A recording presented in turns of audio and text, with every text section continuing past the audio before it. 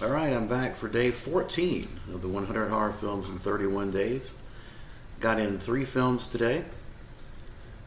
First up is the recent Scream Factory release for Return of the Living Dead 2, 1986. This is a fun film. I'm not sure why people jump on this film negatively. I mean, if you like the first one, I don't understand really what the difference is between the two films. It's the same basic format, same basic plot. It's a zom comedy, just like the first film. The only difference to me, the material difference, Leanna Quigley didn't return, but for the most part, all the characters, the guy that plays Billy's back. I mean, most of them come back reprising the same kind of roles. I don't see really any differences between the two. In this one, you've got the chemical waste falls out of a truck and affects one person, and then the zombies come that way. I mean, it's the same basic plot, and it's a lot of fun. I mean, it's silly, but the first one was silly. I think the first one probably has more iconic scenes that people remember, particularly Leanna Quigley dancing naked on the tomb. This one doesn't have as many memorable scenes. I'll give you that. But as far as the storyline, the basic plot, this is just a reboot or a reimagining of the first film. The special effects were, I mean, if I was going to be really picky, I think the special effects in this one were not quite as good as the first film. They border on more just cheesy silliness. You got a lot of zombie heads that are clearly fake, talking zombie heads and things. I enjoyed it. I just think it's a lot of fun, but I like the first one too. It's not a masterpiece. I give it a 7 out of 10, but I like both the films really well. I've seen this a number of times. I just don't get the hate for it. This is a nice release. Scream Factory did a great job on this. It's loaded with special features that I'm eager to jump into in November. Ken Wiederhorn directed this, and of course he did my favorite zombie movie, and that was Shockwaves. I love Shockwaves, Nazi zombie film. But yeah, I thought this was good. I don't have any issue with it. Next up, I went back to the Steelbook Zombie Demons 2, Lamberto Bava, and this one is basically a reboot of Demons. So you've got 2 films here that I've watched that are, in my opinion, just reboots or reimaginings of the first film. Demons 2 is the same basic storyline set with a different setting. This time, instead of a movie theater, we're in an apartment building. And this time, the blood of the demons is kind of like acidic, almost like in Aliens.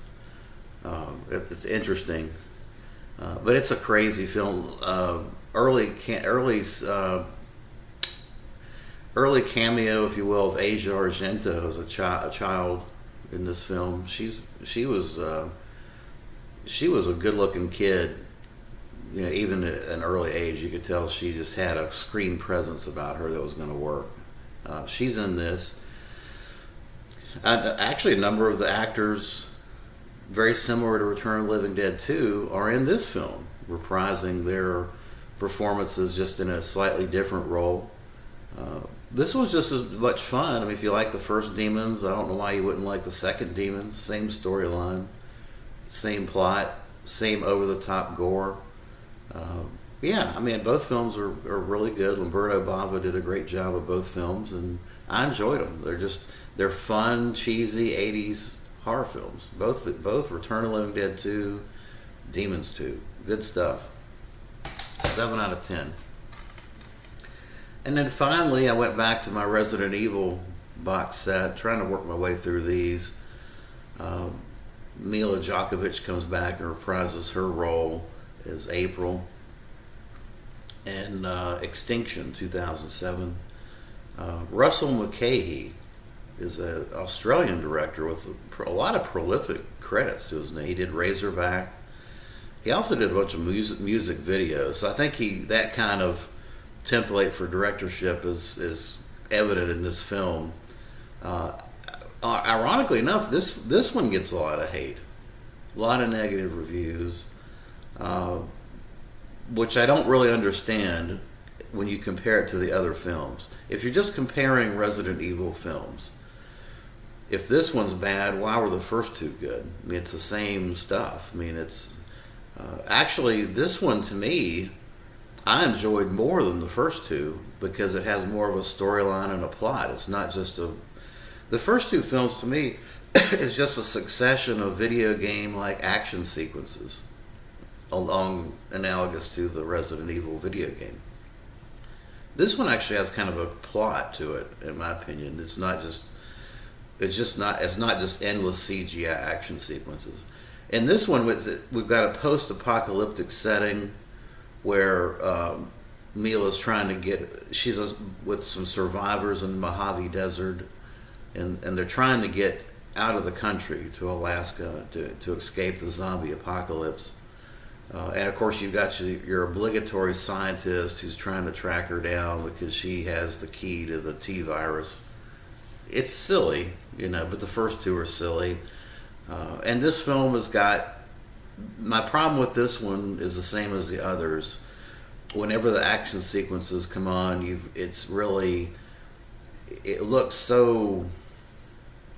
it looks just so shallow and computer-esque. It's CGI, it's airbrushed.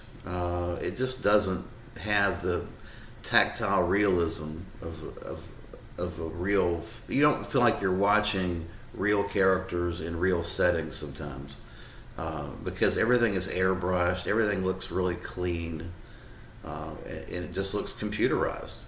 That's the problem with it. Thankfully, they kind of limited all that, which is why I probably like it a little bit more than the other two. I give it a 7 out of 10. I did think that the scientist who ultimately becomes this